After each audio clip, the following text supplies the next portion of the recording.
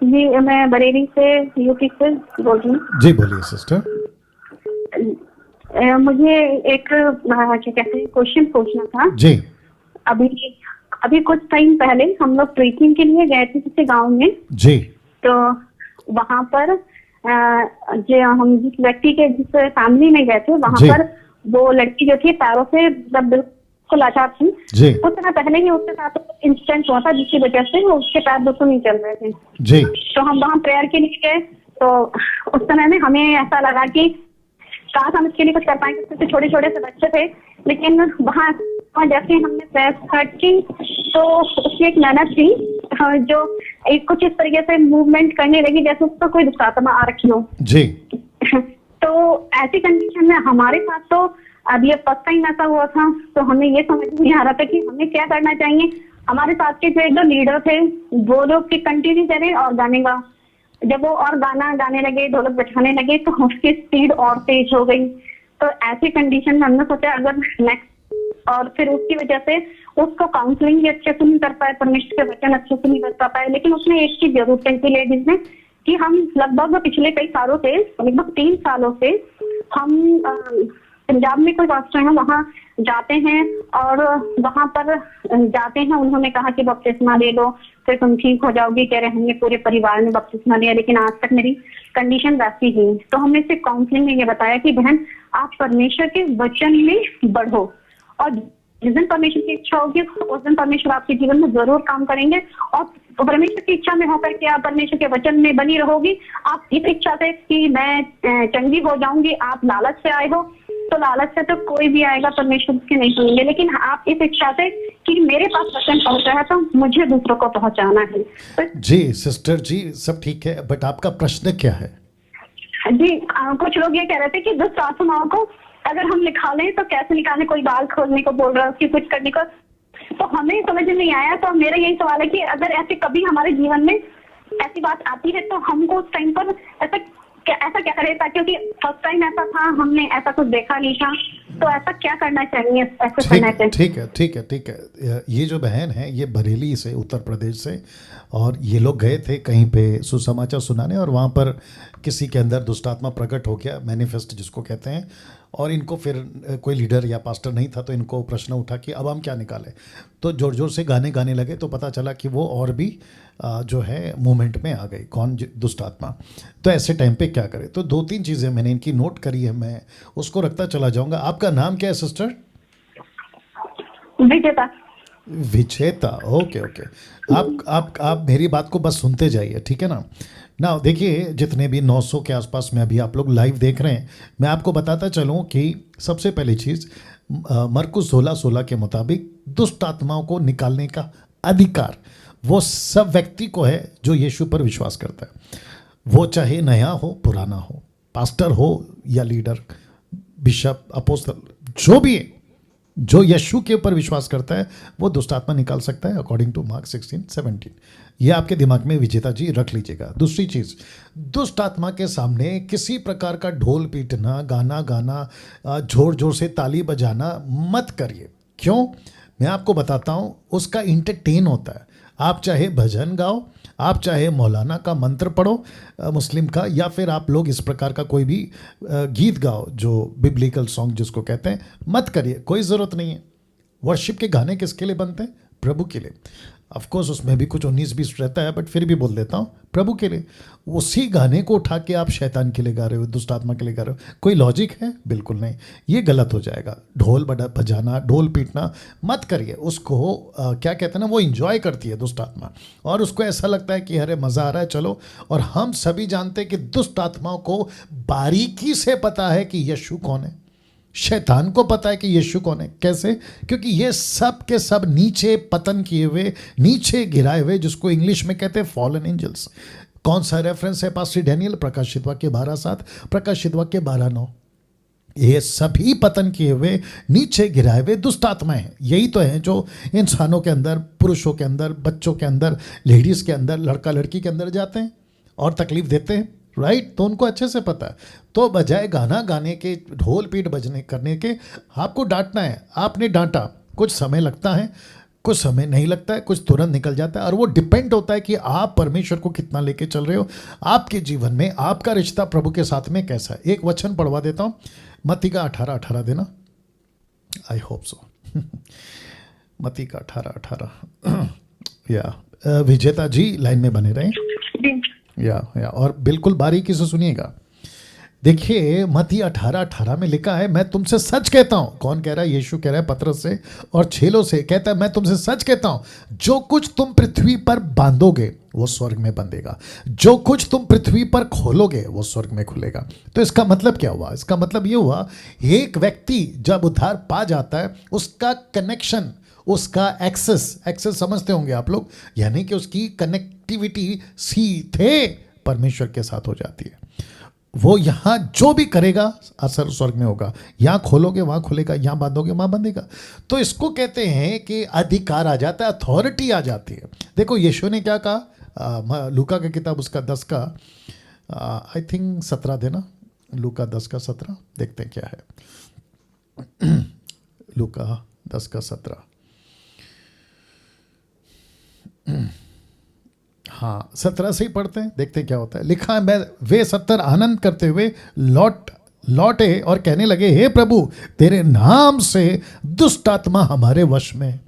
यीशु के नाम से। विजेता जी आप सुन रहे होंगे, उसने उनसे कहा, मैं शैतान को बिजली के समान गिरता हुआ देख रहा था, देखो मैंने तुम्हें सांपों बिच्छुओं को रौंदने का और शत्रु की सारी सामर्थ पर अधिकार दिया। वचन 19, अथॉरिटी किसके ऊपर? सांपों के ऊपर, बिच्छू के ऊपर। ये किसको सिंबॉलिक है? दुष्ट आत्माएं, अधिकार की ताकत है। कहता है अधिकार दिया है, अथॉरिटी दिया है, तो उसका यूज करो, उसको इस्तेमाल करो।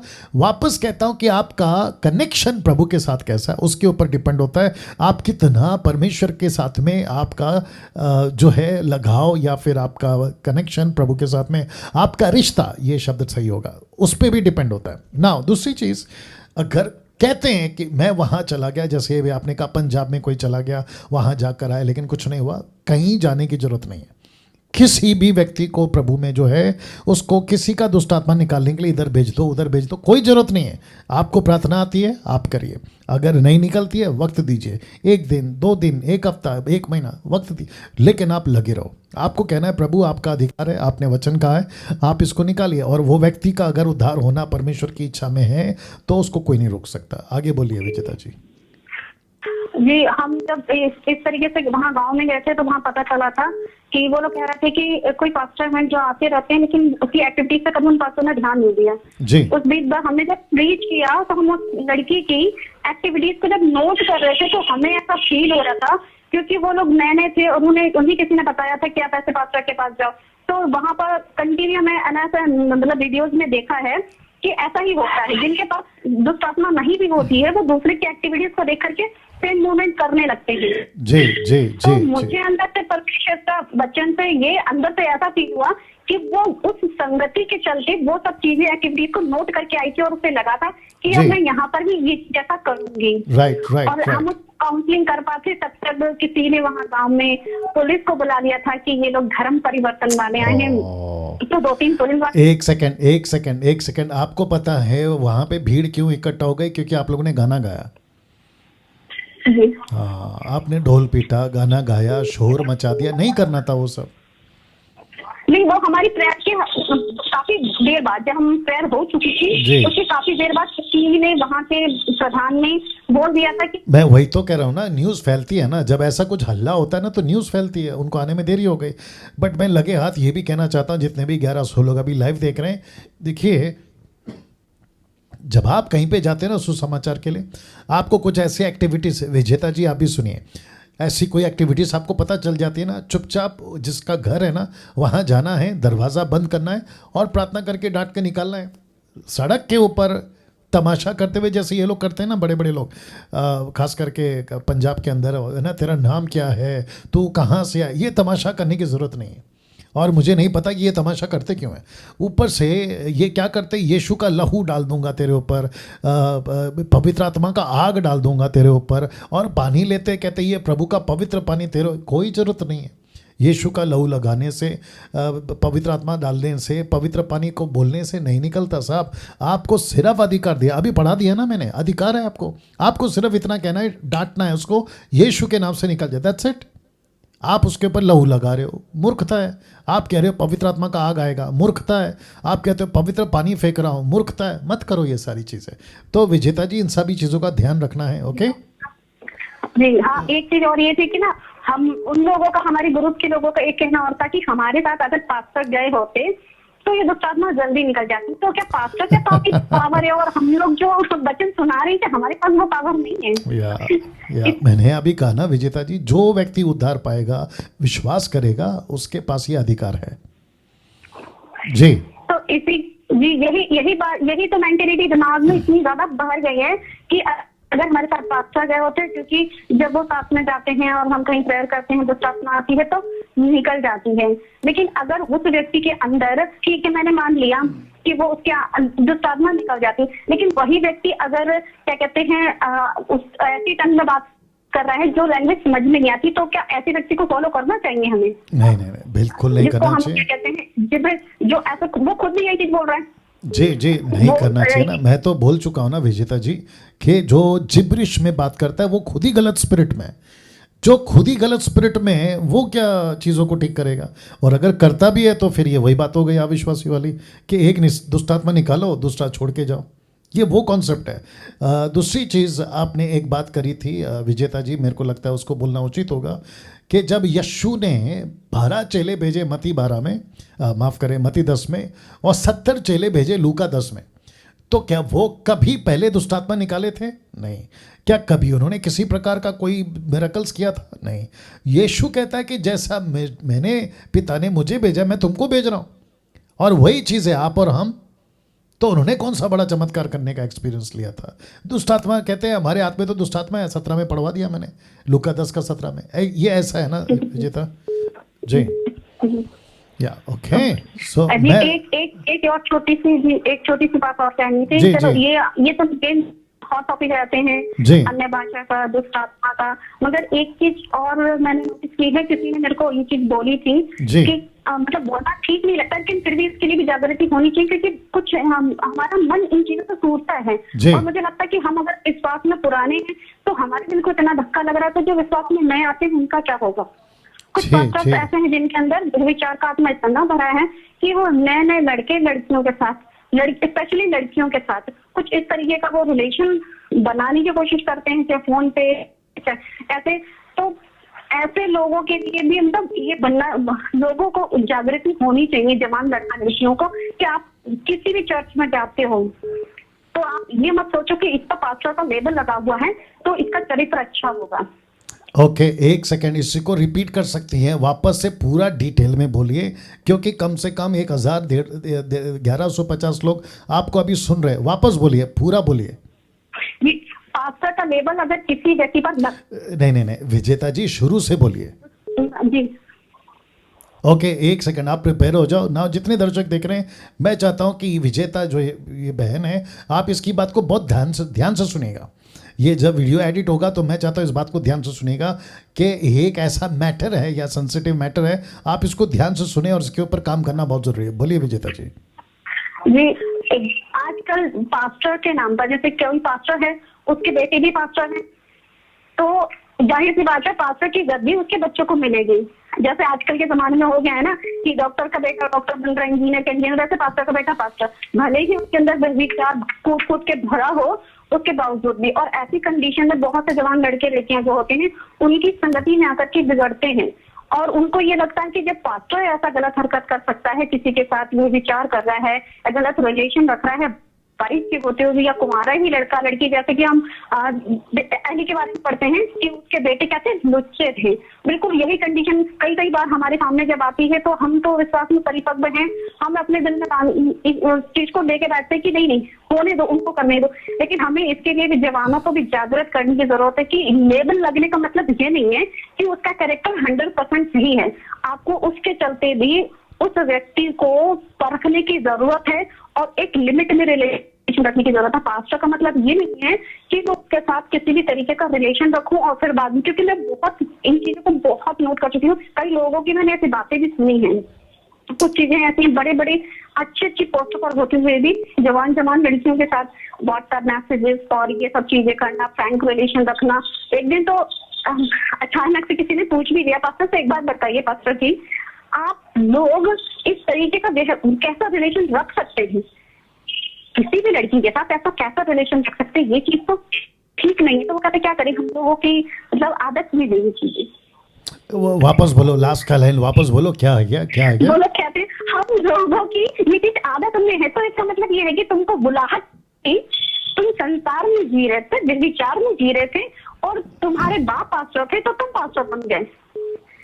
ऐसा भी फील होता है कि तुम्हारी बुलाहट नहीं थी इसलिए तुम बन गए, तुम आज भी वो बेविचार तुम कलीसिया में जवान लड़का लड़कियों में फैला रहे हो। इसी के चलते तो बहुत सारे लड़के लड़कियां मसीह में आकर भी उसी दशा में बने रहते हैं। ओके गुड विजेता जी, लाइन पे बने रहे ना। आप जितने भी 1200-1250 लोग अभी लाइव देख रहे हैं यूट्यूब के ऊपर, आपने बहुत, मैं समझता हूं कि उनका फ़ोन का वॉइस उतना क्लैरिटी में नहीं आ रहा है, बट मैं समझता हूं कि आप लोग समझ गए होंगे कि इन्होंने क्या क्या कहा है।